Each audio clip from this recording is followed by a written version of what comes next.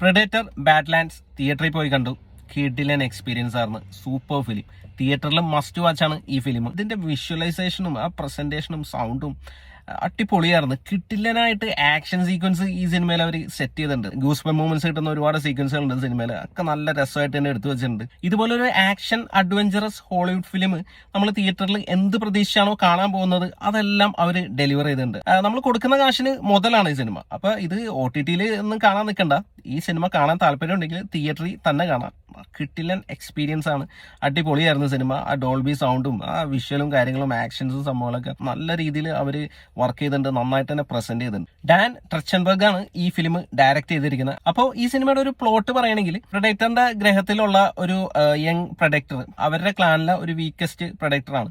അപ്പോൾ പുള്ളിയുടെ കഴിവ് തെളിയിക്കാൻ വേണ്ടിയിട്ട് വേറൊരു പ്ലാനറ്റിലേക്ക് പോയിട്ട് അവിടുന്ന് എന്തെങ്കിലും ഒരു സാഹസികമായ കാര്യങ്ങൾ ചെയ്ത് അല്ലെങ്കിൽ ഒരു ജീവിയെ പിടിച്ചിട്ട് ഇവരുടെ ഗ്രഹത്തിലേക്ക് കൊണ്ടുവരാം. അപ്പൊ പുള്ളി സ്ട്രോങ്ങസ്റ്റ് ആവും. ആ ഒരു മിഷന് വേണ്ടിയിട്ടാണ് പുള്ളി വേറൊരു ഗ്രഹത്തിലേക്ക് പോകുന്നത്. അപ്പൊ അതിന്റെ പിന്നിൽ കുറച്ച് വേറെ കാര്യങ്ങളൊക്കെ ഉണ്ട്. അപ്പൊ അതൊക്കെ സിനിമ കണ്ടു തന്നെ മനസ്സിലാക്കാം.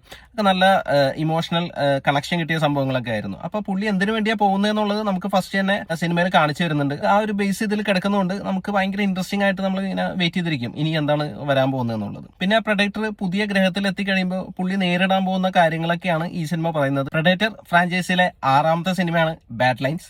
അപ്പോൾ ഇതിനു മുമ്പ് ഫസ്റ്റത്തെ ഫിലിം 1987 റിലീസായത്. പ്രൊഡേറ്റർ ഫസ്റ്റ് അർണോൾഡ് ഷ്വാസ്നേഗറിന്റെ കിഡിലൻ ഫിലിമായിരുന്നു. റിപ്പീറ്റ് അടിച്ച് കണ്ട സിനിമയാണ്. ഇപ്പോഴും കാണാറുണ്ട്. കിഡിലൻ ഒരു ഫിലിമായിരുന്നു. പിന്നെ രണ്ടാമത് പ്രൊഡേറ്റർ 2 ആണ് റിലീസ് ചെയ്തത് 1990. അതും അത്യാവശ്യം നല്ലൊരു ഫിലിമായിരുന്നു. പ്രൊഡേറ്റർ ഫസ്റ്റിന്റെ അത്ര വരില്ലെങ്കിലും. പിന്നെ പ്രൊഡേറ്റേഴ്സ് 2010 റിലീസായി. ദ പ്രൊഡേറ്റർ എന്ന ഫിലിം 2018 റിലീസായിരുന്നു. പിന്നെ പ്രേ എന്ന് പറഞ്ഞൊരു ഫിലിം 2022 OTT-യിൽ റിലീസായിരുന്നു. അത് കിണ്ണൻ ഒരു ഫിലിമായിരുന്നു. നല്ലൊരു ക്വാളിറ്റിയുള്ള ഫിലിമായിരുന്നു. പിന്നെ predator killers of the killers അത് 2025 റിലീസായതാണ്. അതൊരു ആനിമേഷൻ സീരീസ് ആണ്. അത് കഴിഞ്ഞിട്ടാണ് പ്രൊഡേറ്റർ ബാഡ്ലാൻഡ്സ് റിലീസായിരിക്കുന്നത്. ഫ്രാഞ്ചൈസിയിൽ ഇത്രയും സിനിമകൾ ഇറങ്ങിയിട്ടുണ്ടെങ്കിലും ഇത് എല്ലാം നമ്മൾ കാണണമെന്നില്ല പ്രൊഡേറ്റർ ബാഡ്ലാൻഡ്സ് കാണാൻ വേണ്ടിയിട്ട്. കാരണം ഈ 1987 അർണോൾഡ് ഷ്വാസ്നേഗറിന്റെ പ്രൊഡേറ്റർ എന്തായാലും കണ്ടിട്ടുണ്ടാവും ഹോളിവുഡ് ഫിലിംസ് കാണുന്ന ഒരാൾ. അപ്പൊ ആ ഒരു അറിവ് വെച്ചിട്ട് പ്രൊഡേറ്റർ എന്താണ് എന്നുള്ള സംഭവം അറിയാമെങ്കിൽ ഈ ഫിലിം ഡയറക്റ്റ് ആയിട്ട് കാണാവുന്നതാണ്. വേറെ ഫ്രാഞ്ചൈസി കാണണമെന്നില്ല. പിന്നെ ഇതിൽ കുറച്ച് ക്രോസ് ഓവർ ഫ്രാഞ്ചൈസി കൂടി വന്നിട്ടുണ്ട്. ഏലിയൻ വേഴ്സസ് പ്രൊഡക്ടറിന്റെ 2 ഫിലിംസ് ഈ ഒരു ഫ്രാഞ്ചൈസിയിൽ ഇൻക്ലൂഡ് ചെയ്ത് വന്നിട്ടുണ്ട്.